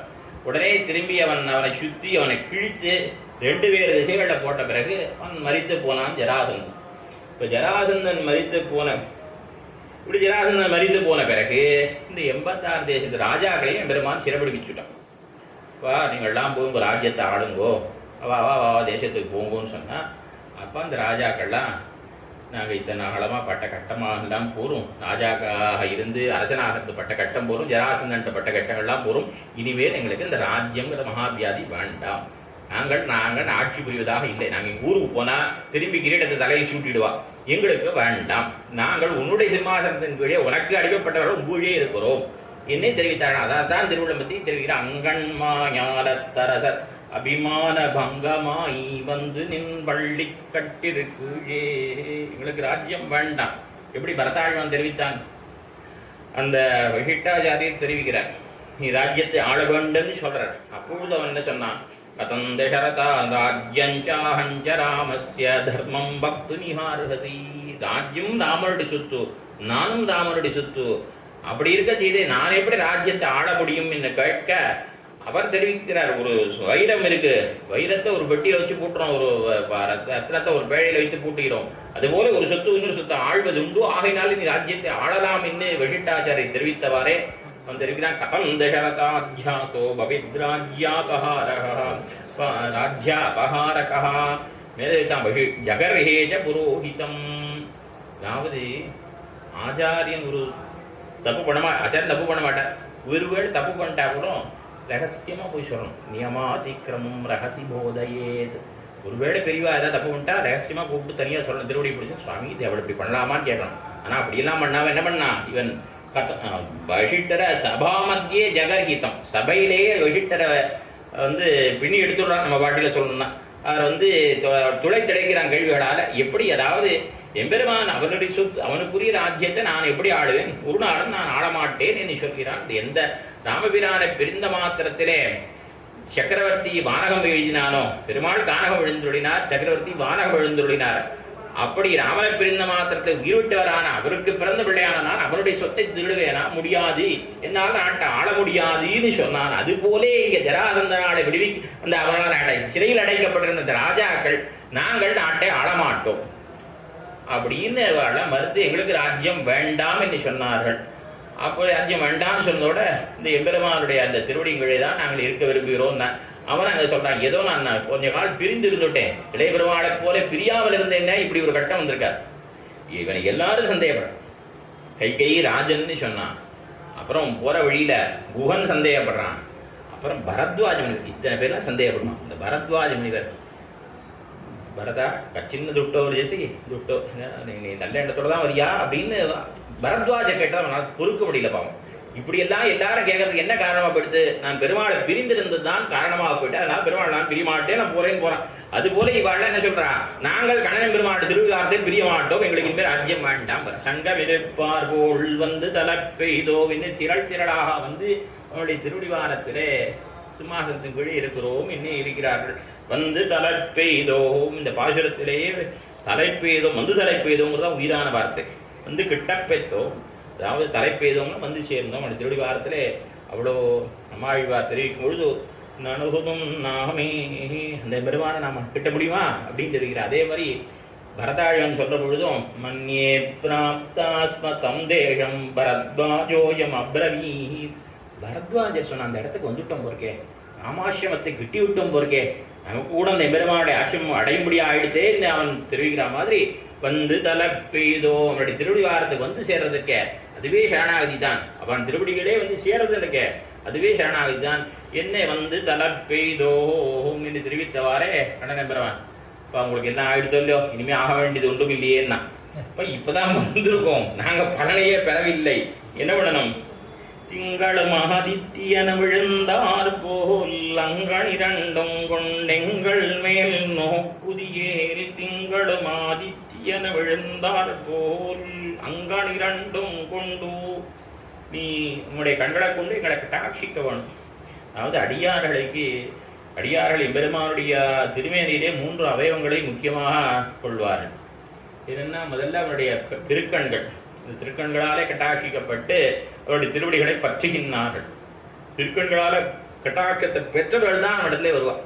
அதாவது ஜாயமானம் ஹி புருஷம் யம் பஷ்யேன் மதுசூதனஹ சாத்விகஸ்ஸது விஜ்ஞேயஹ சவை மோக்ஷார்த்த சிந்தகஹ, எந்த ஒரு குழந்தை பிறக்கிற பொழுது எம்பெருமான் கட்டாட்சிக்கிறானோ, ஜாயமான காலத்திலே கட்டாட்சம் யாருக்கு ஏற்படுறதோ அவா மத்தரம்தான் எம்பெருமானை பற்றுவர்கள். அவளுக்குத்தான் சத்வகுணம் மேலிடும், அவளுக்குத்தான் மோட்சத்துக்கு போகணும், எம்பெருமான் அடையணுங்கிற எண்ணம் உண்டாகும். அவள் தான் எம்பெருமான கடைசியில் கிட்டுவார்கள். ஆகையினாலே மற்ற தேவதைகளில் கட்டாட்சம் ஏற்பட்டால் ரஜோகுண தபோகுணங்கள் தான் வளரும். எம்பெருமானுடைய கட்டாட்சம் ஏற்பட்டால், மதுசூதனான எம்பெருமானுடைய கட்டாட்சம் ஏற்பட்டால் தான் அவர்களுக்கு சத்வகுணம் வளரும். என்ன ஆகையினாலே இந்த திருக்கண்கள், திருக்கண்களால கட்டாட்சிக்கணும்னு பிரார்த்திக்கிறார். அவன் கட்டாட்சித்தா அவன் திருவடிகளை பற்றுவார்கள். திருவடிகளை பற்றினவர்களுக்கு அவன் அபயப்பிரதானம் பண்ணுவான். ஆகையினால் அடியார்களுக்கு திருக்கண்கள், திருவடிகள், திருக்கைகள் 3 முக்கியம். இது ஒரு பக்கம் இருக்கட்டும். ஆதி திங்களும் ஆதித்யன் விழுந்தார் போல், திங்கள்னா சந்திரன், ஆதித்யன்னா சூரியன். சூரியனை போல பிரகாசமாகவும் என்ன பிரகாசத்தை தருவதாகவும், திங்களை போலே, அதாவது ஆதித்யனை போல பிரகாசம் உடையதாகவும் திங்களை போலே குளிர்ச்சி உடையதாகவும் இருக்கக்கூடிய திருக்கண்களை கொண்டு எங்களை கட்டாட்சிக்கணும். சக்ஷுஷி சந்திர சூரியோ, எம்பெருமானுக்கு சந்திர சூரியர்கள் தான் கண்கள் என்று தெரிவிக்கப்படுகின்றபடினாலே இப்படி திங்களும் ஆதித்யன் விழுந்தார் கிங்கினிமா செய்த தாமரப்பூ போலே. அதாவது ஒரே சமயத்தில் சூரியன் சந்திரனும் எங்கேயாவது தோன்றுவார்களா? தோன்ற மாட்டார்கள். இப்படி தோன்றினா என்ன ஆகும்? தாமரை என்ன பண்ணும்? சூரியன் உதித்தா மலரும், சந்திரன் உதித்தா முடிக்கும். அதுபோல எம்பெருமான் என்ன சொல்றார்? கிங்கினி வாய்ச்செய்த தாமரை பூ போலே. கிங்கினி என்பது அரைச்சதங்கை, அது ஒரு ஆபரண விஷயம். கிங்கினி வாய்ச்செய்த தாமரை பூ, அதாவது முழுவதுமாக மலராமல், முழுவதுமாக மூடாமல், பாதி மலர்ந்தும் பாதி மூடியும் இருக்கக்கூடியதான தாமரை பூ. கிங்கினி வாய்ச்செய்த தாமரை பூ போலே. நீ என்ன பண்ணணும்? கொஞ்சம் கொஞ்சமா சிறிது சிறிதாக எங்களை கட்டாட்சிக்க வேணும். எம்பெருமானுடைய திருக்கண்களானவை நம்முடைய அபராதங்களை பார்த்தா மூடிக்கும், அவனுடைய கருணையினாலே விகசிக்கும். அவனுடைய திருக்கண்களானவை நப்பின்ன பிராட்டினுடைய புருஷகாரத்தாலே மலரும், கர்மபாரதந்திரத்தினாலே மூடிக்கும், ஆயுஷித பாரதத்தினாலே விரியும். இப்படிப்பட்ட அந்த திருக்கண்களை கொண்டு திங்களுமாதித்யன் விழுந்தாற் போல் அங்கன் 2 கொண்டு எங்கள் மேல் நோக்குதியே, எங்களை கட்டாட்சித்தாயே. ஆனால் இந்த கட்டாட்சத்தை பிரார்த்திக்கிறார்கள். இந்த கட்டாட்சித்தா என்ன ஆகும் உங்களுக்கு அப்படின்னா மேலே தெரிவிக்கிறார்கள். எங்கள் மேல் சாபம் விழிந்து அங்கன் 2 கொண்டு எங்கள் மேல் நோக்குதியேல், எங்கள் மேல் சாபம் விழிந்து. அதாவது திருப்பாவையிலே முதல் பாசுரத்திலே யசோதை பிராட்டினுடைய கண்ணழக பேசுகிறார். மேலே 13வது பாசுரத்திலே உதரிக்கணி நாயின் அந்த கோபியினுடைய கண்ணழக பேசுகிறான். அது ஆண்டாவுடைய கண்ணழகன்னு வச்சுக்கலாம். மேலே மைத்தடங்கனி நாயின் நப்பின்ன பிராட்டியுடைய கண்ணழக பேசுகிறான். 3 பாசுரங்களை எம்பெருமானுடைய திருக்கண்களை பேசுகிறான். முதல் பாசுரத்திலே கதிர் மதியம் போல் முகத்தான் அங்கே செங்கண் என்று சிவந்திருக்கூடிய திருக்கண்களை சொல்கிறான். கடைசி பாசுரத்திலும் செங்கண் திருமுகத்து செல்வ திருமாலால் என்ன அங்கேயும் எம்பெருமானுடைய சிவந்த திருக்கண்களை பெற்றாமன்றார். இந்த பாசுரத்தில் 2 தடவை கண்களை பெற்றாமன்றார். செங்கண் என்றும் அங்கண் என்றும் அழகிய திருக்கண்கள் என்னும் சிவந்திருக்கக்கூடிய திருக்கண்கள் என்னும் இந்த பாசுரத்திலையும் பிரஸ்தாபம் பண்ணுகிறார்கள். இப்படி ஆதிமத்திய அவசானங்களிலே எம்பெருமானுடைய திருக்கண்கள் அதனால் ஏற்பட வேண்டிய கட்டாட்சத்தை பிரார்த்திக்கிறார்கள். இதில் திங்களும் ஆதித்யன் விழுந்தார் போல் அங்கண் 2 கொண்டு எங்கள் மேல் நோக்குதியேல். முதல்ல என்ன சொன்னா, சிறிதாக கட்டாக்கணும், கொஞ்சம் கொஞ்சமாக பொறுக்க கொஞ்சம் கொஞ்சமாக கட்டாக்கிக்கணும். எடுத்தெடுப்பில் முழுமையாக வீக்ஷணத்தை பண்ணாமல் கொஞ்சம் கொஞ்சமாக கட்டாக்கிங்கன்னா அப்புறம் சற்று பொறுத்தவாறே என்ன பண்ற, அங்கன் 2 கொண்டு 2 திருக்கண்களையும் கொண்டு கட்டாட்சிக்க வேணும் என்று தெரிவிக்கிறார். அங்கன் 2 கொண்டு எங்கள் நோக்குதியேல் எங்கள் மேல் சாபம் இழிந்து. முதல்ல சூரியனை சந்திரனை ஒப்பமாக சொன்னார்கள். சந்திர சூரியர்கள் சொன்னால் கூட அவைகள் முழுமையாக உபமானமாக நேர் நிற்க மாட்டாது எம்பெருமானுடைய திருக்கண்களை. இப்போ தாமரையே முதல்ல சொல்கிறா, தாமரை சொல்லிட்டா அப்புறம் சங்கச்சக்கங்களை சொல்கிறா. தாமரையை சொன்னால் கூட தாமரைக்கு சிவப்பு இருக்கலாம், கண்களும் சிவந்திருக்கு, ஆனாலும் கூட அதற்கெல்லாம் எது கிடையாது, வாத்சல்யங்கிற குணம் கிடையாது. எம்பெருமானுடைய கண்களில் அவன் நம்மிடத்திலே கொண்டிருக்க வாத்சல்யம் அத்தனை அவன் கண்களில் தோத்துமே வழியா. மற்ற உபமானமாக சொல்லக்கூடிய மற்ற வஸ்துக்களில் எல்லாம் கட்டுரைக்கில் தாமரையின் கண் பாதம் கை ஒவ்வா உபாமான ஏதோ சொல்ல முடியல, ஏதோ ஒரு உபமானம் சொல்லுகிறோமே ஒழிய உண்மையிலே அவைகளுக்கு எம்பெருமானுக்கு உண்டான தன்மை, அவயவங்களுக்கு உண்டான தன்மை உண்டான முழு பூர்ணமாக கிடையாது. திங்களும் ஆதித்யனும் சொன்னான். அப்புறம் என்னட்டா, அதெல்லாம் நேர் நிற்க மாட்டாத உபமானங்கள்ட்டு அங்கண் அழகி திருக்கன்னு சொல்றான். ஏன் அந்த திங்களும் ஆதித்யனும் சந்திர சூரியர்கள் இவனுடைய கண்ணுக்கு நேரான ஒப்புமை ஆகாதுன்னு கேட்டா, அவ தோன்றி வரைவதாக இருக்கிறான் சந்திரன், கலங்கத்தோடு கூடியவனாக இருக்கான். என்ன ராகு கேதுக்களாலே பிடிக்கப்படுகிறவனாக இருக்கான், சுட்டெரிக்கிறான் சூரியன். இப்படியான சில தோஷங்கள் அவைகளுக்கு உண்டு. ஆனால் எம்பெருமானுடைய கண்களுக்கு எவ்விதமான தோஷமும் கிடையாது. ஆகினாலே அப்படிப்பட்ட அந்த கண் அங்கண் அழகிய அந்த திருக்கண்களை கொண்டு அங்கன் 2 கொண்டு எங்கள் மேல் நோக்குதியே எங்கள் மேல் சாபம் இழிந்து. சாபம் இழிந்துன்னா சாபம் இழிந்திடும். அங்க நிறைந்து நீங்கா செல்வம் நிறைந்துன்னா நிறைந்திடும்னு அர்த்தம். இங்க இழிந்திடும், சாபம் தொலையும் என்ன அர்த்தம். இந்த பாசுக்கு ரொம்ப அழகான ஒரு பிரயோகம். அதாவது கிங்கினி வாய்ச்செய்த அப்படின்னா, கிங்கினிங்கிற ஆபரணத்தை போன, அதாவது அரைச்சதங்க போன்ற செய்தன்னா செய்த வேள்வியர் அப்படின்னா வேள்வி செய்தவான்னு நினைக்கிறோம். செய்தகவினுக்கு இந்த மாதிரி பிரயோகம் பார்க்கலாம். இந்த செய்தங்கிறது இந்த பாசத்தை மாத்திரம் செய்தன்னு அர்த்தம் இல்லை, போல்னு அர்த்தம். ரொம்ப அபூர்வமான பிரயோகம் தமிழ் இலக்கியங்கள்ல பார்க்கவே முடியாது. கிங்கினி வாய் செய்தனா கிங்கினியின் வாய் போன்றன்னு அர்த்தம்.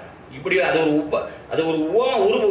ரொம்ப பிரயோகம் எங்கேயுமே தேடினாலும் கிடைக்காது. எந்த புத்தகம் ரொம்ப அபூர்வமாக தமிழ்லேயே ஒரு 4 இடத்துல எடுக்க முடியும். தமிழ் இலக்கியம் அத்தனையும் சேர்த்து 4000 சொல்ல, எல்லா இலக்கியங்களையும் சேர்த்து 4 தான். அதில் ஆண்டாண்டு இடத்துல கிங்கினி வாய் செய்தன கிங்கினி வாய் போன்றதான அப்படின்னு போன்னு உருவாக எடுத்திருக்க. இப்படிப்பட்ட அந்த கண்ணன் பெருமானுடைய திருக்கணல் கொண்டு நீ கட்டாட்சித்தையானால் எங்களுடைய பாப்பங்கள் எல்லாம் தொலை. பெருமானுடைய திருமையில் இல்லை ஒரு அவையும் ஒரு பாபத்தை போகும்.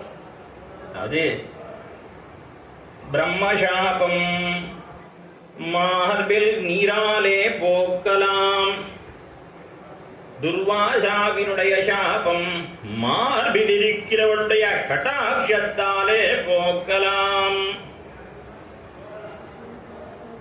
கௌதம சாபம் காலில் பொடியாலே போக்கலாம், தக்ஷசாபம் முழுக்கிட்டு போக்கலாம். எங்கள் சாபம் போக்குகைக்கு இவை இத்தனையும் வேணும். வேர்த்து பயித்து, அதாவது நீராடக்கா வேர்த்து பயித்து வைரசிந்து அந்த எம்பெருமானை அவனுடைய வேர்வையை சேவிக்கணும். என்ன அடுத்து தெரிவித்தா என்னது, மார்பில் கூட கட்டாட்சம். அதுபோல எங்கள் மேல் நோக்க வேணும், கொடித்தான் குணந்து பூஜ வேணும், இப்போதே எம்ம நீராட்ட வேணும். யாராருக்கு சாபம் கிடைச்சி எம்பெருமானுடைய எந்த அவையும் அவனுடைய சாபத்தை போக்குதுன்னு நாயனார் எடுக்கிறார் கடைசியில்.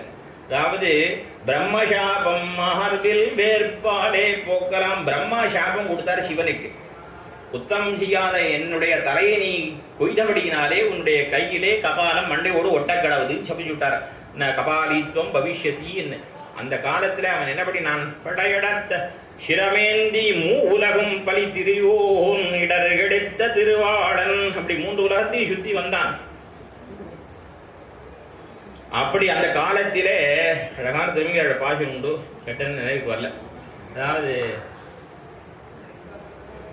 உலகில் திரியும் பெரியோன், பெரியவர், ரொம்ப பெரியவர். என்ன பண்றார், வெந்தார் என்பும் சுடுநீரும் மெய்யில் பூசி கையகத்தோர் சந்தார் தலை கொண்டு உலகேழும் திரியும் பெரியோன் என்ன திரிஞ்சாரு அந்த காலத்துல. அலங்கல் மார்பில் வாச நீர் கொடுத்த, அப்படி கீறி விட்டான ரத்தம் பீரிட்டு அடிச்சிருந்த அந்த சகதாவாக 100கணக்கான சுக்கு நூறா போச்சான் அந்த கையில் இருந்த மண்டையோடு. அப்படி எம்பெருமான் தன்னுடைய மார்பிலே இருக்கக்கூடிய நீரை கொண்டு அந்த இவருக்கு சிவருக்கு ஏற்பட்ட சாபத்தை போக்கினான். அடுத்து சொன்னார் துர்வாசா. அந்த துர்வாசன் என்ன பண்ணினார், தைலோக்கிய ராஜ்யத்தை விளக்க கடவன்னு சாபம் கொடுத்திருந்த பொழுது பிராட்டி அந்த திருப்பார்கடலில் தோன்றி அந்த இந்திரனுக்கு ஏற்பட்ட சாபத்தை போக்கினார். மார்பில் இருக்கிறவருடைய கட்டாட்சத்தாலே போக்கினார். அடுத்தது கௌதமருடைய சாபம், சக்கரவர்த்தி திருமனுடைய காலில் இருக்கக்கூடிய அந்த தூசினாலே தூளை கொண்டு, பால் தூளியை கொண்டு அகல்யனுடைய சாபத்தை, அகல்யைக்கு ஏற்பட்டிருந்த சாபத்தை, கௌதமரால் ஏற்பட்ட சாபத்தை போக்கினான். அதே மாதிரி சந்திரனுக்கு ஒரு சாபம், 27 பெண்களையும் கல்யாணம் பண்ணி கொடுத்தான் சந்திரனுக்கு. அவன் எல்லோரிடத்தையும் சமமாக நடந்து கொள்ளவில்லை என்பதனால அவனுடைய மாமனார் அவனை சபித்து விட்டார். அதனால அவனுக்கு க்ஷயரோகம் பீடித்த பொழுது இந்தூருக்கு வந்து இந்த புஷ்கரணியில நீராடி, பலகாலம் நீராடி தன்னுடைய பாப்பம் நீங்க பெற்றவனாக ஆனான் என்று. அதனாலதான் அந்த புஷ்கரணிக்கு சந்திர புஷ்கரணியின் பேரு. பட்டர் திருவிக்கிற தாபத்ரீம் ஐந்தவ புஷ்கரிண்யாம் நிபஜ்ய சந்திரஹா சுதா திதிஜிதாமவாபா. சந்திரன் பழையபடி தன்னுடைய அமிர்த கிரணனாக சந்திரன் ஆனதுக்கு காரணம் இந்த புஷ்கரணியிலே நீராடினபடினால, இங்கே நீராடி அவன் தன்னுடைய பாப்பத்தை போக்கிக் கொண்டான். அதனால அந்த தக்ஷ பிரஜாபதியோட சாபத்தை முழுக்கிட்டு போகலாம். எங்களுடைய சாபத்தை போக்குவதற்கு இவை இத்தனையும் வேணும். என்ன வேணும், எங்களுக்கு வந்து பொடித்தான் வேர்த்து நின்று விளையாட காண வேணும். கண்ணன் பெருமான் வேர்த்து நின்று விளையாடணும். அவனுடைய விளையாடும் பொழுது அவனுடைய வேர்வையை நாங்கள் சேவிக்கிறோம். அதனால எங்களுடைய பாப்பம் நீங்கும். என்ன அப்படி பெருமானை சேவிக்க அப்படி என்ன, நம்ம நடகநக சேவிக்கணும். நடகநக சேவித்தா அதுவே நம்முடைய பாப்பங்களை போக்கும். எங்கள் மேல் நோக்க வேணும், அந்த பெருமானங்களை கட்டாட்சிக்க வேணும். அடுத்து தெரிவித்தா பொடித்தான் கொடர்ந்து பூஜ வேணும். பொடித்தான் அந்த பெருமான் நடந்த அந்த பொடியை கொண்டு என் மேல தெளிவுங்கிறாளே ஆட்சியார். இப்படி பொடித்தான் கொடர்ந்து பூஜை வேணும். இப்போதே அம்ம நீராட்ட வேணும். இப்பொழுதே அந்த கட்டானுபவத்தை நாங்கள் பெற வேணும் என்று இப்படியாக பிரார்த்திக்கிறார்கள். ஓரவையும் பெருமான் ஓரவை முழந்தால் என்ன பண்ணித்த நாரதருடைய சாபத்தினால நலகூபர மணிகிரீவர்களுக்கு சாப்பம் ஏறிட்டு மரமா நின்னா நம் பெருமாளுடைய முழங்கா இது பட்ட உடனே என்னாச்சு, அவாளி சாபம் போச்சு. இப்படி எம்பெருமானுடைய அவயத்தில் ஒவ்வொரு ஒரு சாபத்தை போக்கித்து அப்படிப்பட்ட எம்பெருமான் அவன் கண்களாலே கட்டாட்சியத்தை எங்களுடைய பாப்பங்களை எல்லாம் போக்க வேண்டும் என்று பிரார்த்திப்பதாக இந்த பாசம் அமைந்திருக்கிறது என்று சொல்லி அமைவோம். அங்கன்மாஞாரத்தரசர் அபிமான பங்கமாயி வந்து நின் பள்ளி கட்டிருக்குழே சங்கமிருப்பார போல் வந்து தலை பெய்தோம். செங்கன் திங்கள் அமரர் பூ போலே செங்கன் சிரிச்சிறிதே எம்மேல் விழியாவோ திங்களும் ஆதித்யன விழுந்தார் போல் அங்கன் இரண்டும் கொண்டு எங்கள் மேல் நோக்குதியேல் எங்கள் மேல் சாபம் தேடோரியம் பாபாயின் திருத்தாள் வாழிய திருப்பாப்புரம் பினாள் வாழிய வினாள் தடுத்த உங்குள்ள வாழிய திரும்போதோர் மாமணிக்கு பின்னாள் வாழியவனோ துணாற்பத்தம் உரைத்தாள் வாழிய இரங்கற்கே வண்ணி வந்தளித்தாள் வாழிய வருவாரும் திருமல்லிவன நாடி வாழி 9 வனகற்கோண வாழிய